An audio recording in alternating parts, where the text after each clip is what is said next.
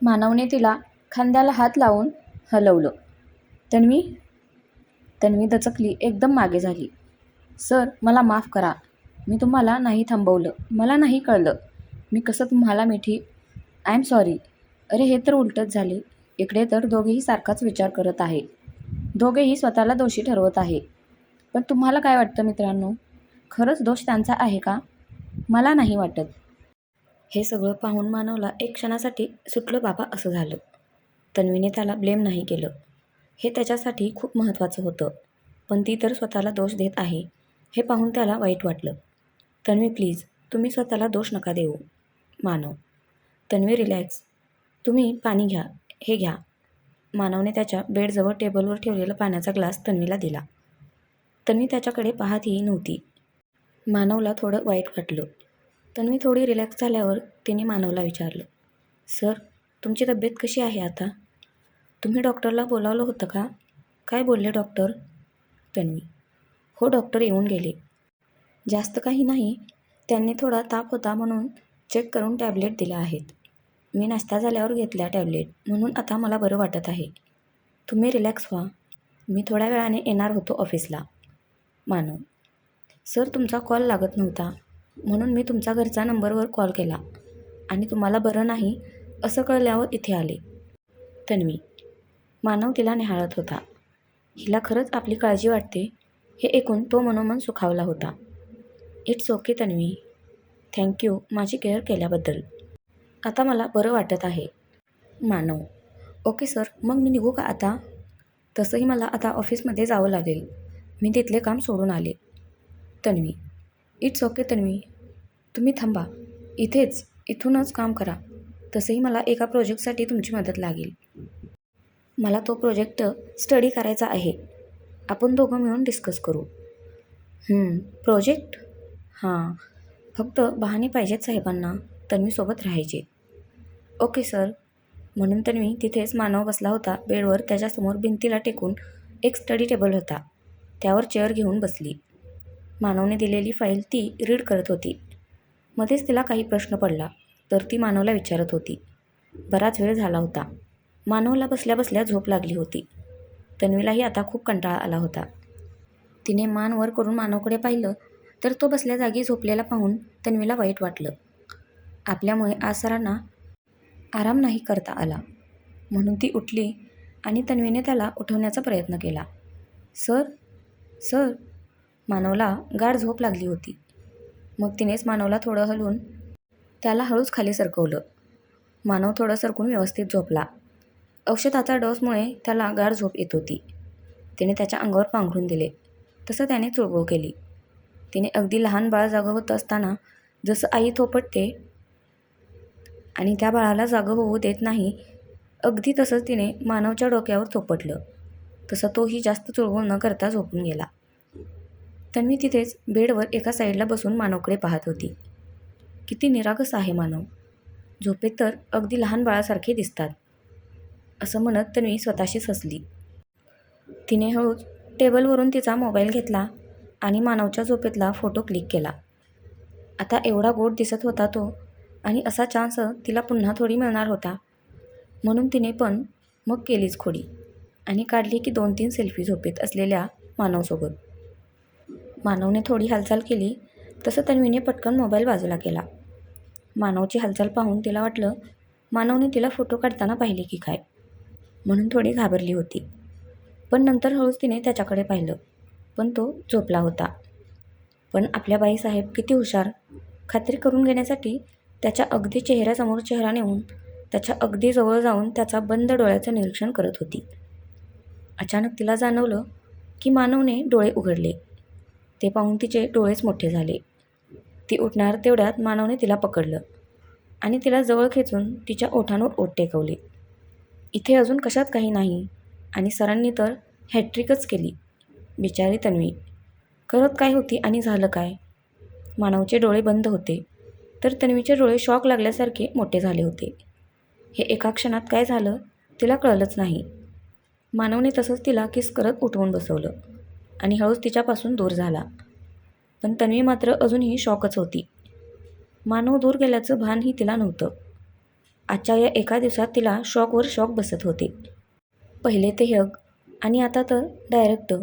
हे देवा, अजून काय काय दाखवणार आहेस तू मला? मनातच देवाधावा करत तन्वीने डोळे मिटून घेतले. तसं तिला मानवने केलेलं हग आणि किस दोन्हीही आठवले. तिचे गाल आता लाजेने लाल झाले होते. मानवकडे डोळे उघडून पाहण्याची हिंमत होत नव्हती. तसेच डोळे बंद ठेवून उठून मागे वळली. तर मानवने तिला थांबवलं. तन्वी, थांबा, मला तुमच्याशी काही बोलायचं आहे. मानव. तन्वी त्याच्याकडे न पाहताच मानवकडे पाठ करून उभी होती.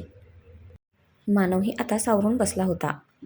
तन्वी त्याच्याकडे पाहत नाही हे पाहून तो उभा राहिला आणि तन्वी समोर येऊन उभा राहत त्याने हळूच तिच्या हनुवटीला हाताने हलकेच वर केले. तन्वीने त्याच्याकडे पाहिले, पण तिच्या डोळ्यात पाणी होते. त्याला कसंनुसं झालं. त्याने तन्वीच्या गालावर आलेले ते आसवांचे ओघळ हाताच्या अंगठ्याने हळूच बाजूला केले. तन्वीला अजूनच लाजल्यासारखे झाले. तिची नजर त्याच्याकडे वळत नव्हती. मानवने तसंच बोलायला सुरुवात केली. तन्वी, तुम्हाला आठवतं, काही वर्षापूर्वी तुम्ही एका गर्दीत अडकले होते आणि तुम्हाला त्या गर्दीतून बाहेर पडता येत नव्हतं. मानव. तन्वी थोडी विचारात पडली. तिला लवकर क्लिक झालं नाही. थोडा वेळ विचार करून तिच्या डोळ्यासमोर तो गणपतीच्या मिरवणुकीचा वेळेस घडलेला तो गर्दीचा प्रसंग आठवला आणि तिच्या चेहऱ्यावरचे भाव बदलले. तिचं ते गर्दीत अडकणं, खूप गर्दी होती आणि तिला त्यातून बाहेर पडता येत नव्हतं. अगदी रडकुंडीला आली होती ती. पण अचानक कोणीतरी मागून येणं, तिला हळूच गर्दीतून बाहेर काढणं, तिला ती ठीक आहे का विचारणं आणि जसा आला तसा निघून गेला होता तो. तिला त्याचे आभार मानायलासुद्धा वेळ दिला नाही त्याने. त्याचा चेहरा तसा दिसला नव्हता. फक्त पाठमोरी असणारी त्याची आकृती आठवत होती तिला. तिला आठवत होता तो या 4 वर्षांमध्ये कित्येकदा. पण फक्त न दिसलेली छबी आठवत होती. तिला वाटायचं, कोण होता तो? कसा असेल दिसायला? भेटेल का पुन्हा आपल्याला? असे प्रश्न कित्येकदा तिच्या डोक्यात घर करायचे. पण तरीही ते विचार बाजूला ठेवून करिअरवर फोकस करायचं ठरवलं होतं. म्हणून नंतर तिने त्याचा विचार जास्त केला नव्हता. पण आता एवढ्या दिवसानंतर तिला हा प्रश्न मानव का विचारत आहे आणि त्याला त्या रात्रीच्या प्रसंगाबद्दल कसं माहिती हे तिला कळत नव्हतं. तन्वीने त्याच्याकडे प्रश्नार्थक नजरेने पाहिले. हो, आठवतं मला, पण तुम्हाला कसं माहिती? तन्वी.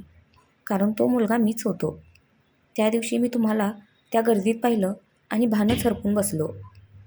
मी तुम्हाला त्या गर्दीच्या मध्ये अडकलेलं पाहिलं आणि तुम्हाला काही होऊ नये या काळजीने मी तिकडे आलो तुम्हाला बाहेर काढायला. आणि जे की मी केलं, तुम्हाला सुखरूप गर्दीतून बाहेर काढलं आणि माझ्या जीवात जीव आला. खरं सांगू तन्वी, मला त्याच दिवसांपासून तुम्ही खूप आवडायला लागल्या होत्या. मी त्या एका रात्रीनंतर कित्येक रात्री तुमचा चेहरा आठवून जगलो आहे. झोपच येत नव्हती. डोळे बंद केले की तुमचा चेहरा डोळ्यासमोर येत होता. मी खूप शोधलं तुम्हाला नंतर, पण तुम्ही मला भेटल्याच नाही. पण तुम्ही त्या दिवशी ऑफिसमध्ये इंटरव्ह्यूला आल्या आणि मी तुम्हाला लगेच ओळखलं. हीच तर आहे ती जिला शोधत मी आजवर खूप भटकलो होतो. पण नियतीच्या मनातच होतं तुम्हाला माझ्याजवळ आणायचं.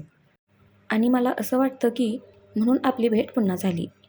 मी खूप दिवसापासून तुम्हाला सांगेन म्हटलं, पण नंतर मला वाटलं की खूप घाई होईल, म्हणून मी तुम्हाला काही सांगितलं नाही.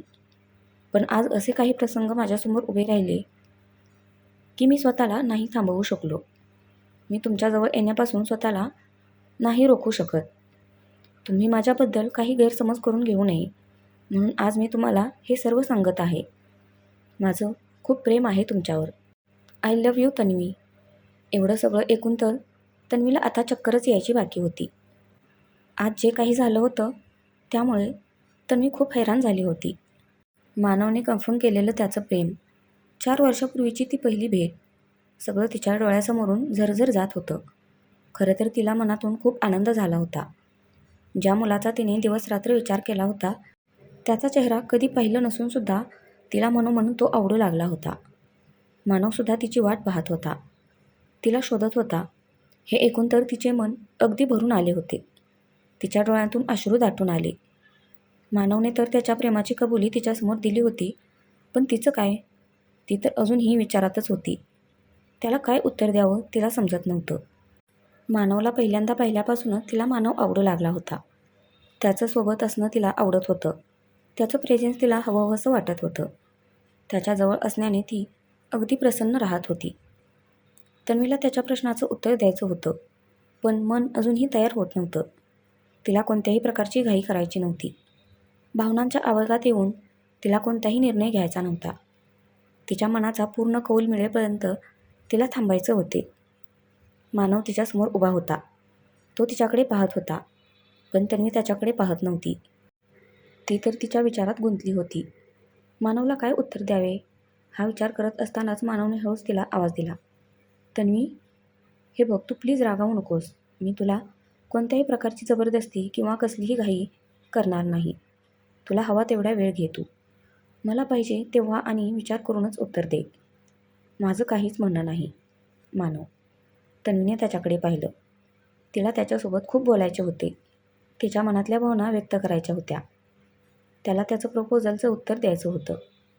पण तिने स्वतःच्या मनाला आवर घालत उत्तर देण्याचं टाळलं. मानवकडे न पाहता तिने तिच्या हातातील वॉचकडे पाहिलं. सर, मी सकाळपासून इथे आहे. आता ऑफिसची वेळसुद्धा संपत आली आहे. तुमची परवानगी असेल तर मी निघू का? तन्वी. पण तन्वी, तू असं कसं? म्हणजे प्लीज काहीतरी बोल ना. रागव मला. मला राग नाही येणार.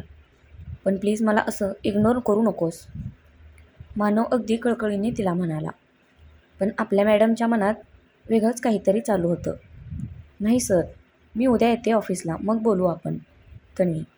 ओके. मानव नाइलाजानेच तिला हो बोलला. तसं तन्वी जायला निघाली. आजचा दिवस कसा गेला कळलंच नाही. किती आणि काय काय घडलं होतं आज. तन्वी आज वेळेच्या आधीच घरी आली होती. तिची आई देखील घरीच होती. तन्वीला लवकर घरी आलेलं पाहून त्यांनी तिला प्रश्न केला. अगं तनू, आज लवकर घरी आलीस? तब्येत बरी आहे ना तुझी? तन्वीची आई.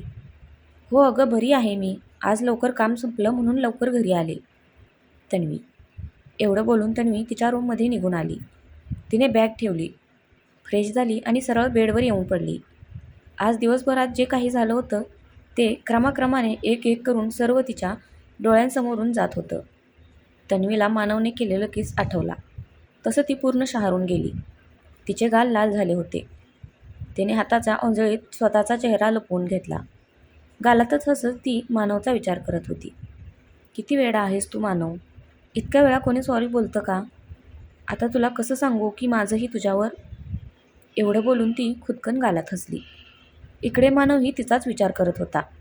पण त्याला मात्र खूप टेन्शन आलं होतं. आपण तन्वीला आपल्या प्रेमाची कबुली दिली खरी, पण काही चुकलं तर नसेल ना, असं वाटत होतं त्याला. कारण जे काही झालं ते खूप अनपेक्षित होतं. त्याचसाठी पण एकामागोमाग एक सिच्युएशन्स अशा क्रिएट झाल्या की त्याला तिच्यावरचं त्याचं प्रेम कबूल करण्याशिवाय पर्याय नव्हता. कारण त्याने तसं केलं नसतं तर कदाचित तन्वीने त्याच्या अशा वागण्याचा चुकीचा अर्थ काढला असता. जाऊ दे, उद्या ऑफिसला गेल्यावर तिच्याशी बोलून तिची माफी मागू, असं म्हणत मानव झोपायची तयारी करून बेडवर झोपला. तिचा विचार करत करतच त्याला झोप लागली. दुसऱ्या दिवशी सकाळी लवकर आवरून तो ऑफिसला गेला. कालपेक्षा त्याला आज जरा बरं वाटत होतं. मानव ऑफिसमध्ये येताच सर्व स्टाफ त्याला गुड मॉर्निंग ग्रीट करत होते.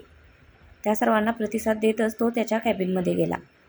त्याला वाटलं तन्वी तिथे केबिनमध्ये असेल, पण ती तिथे नव्हती. त्याला थोडं आश्चर्य वाटलं. नेहमी त्याच्या अगोदर येणारी तन्वी आज आली नाही म्हणून तो अस्वस्थ झाला. त्याला काळजी वाटू लागली होती.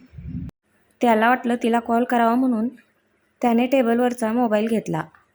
पण नंतर थोडा वेळ वाट पाहू म्हणून त्याने कॉल करण्याचे टाळले व तो आपले काम करत बसला. तर फ्रेंड्स, आजचा भाग कसा वाटला नक्की कमेंट करून सांगा. धन्यवाद.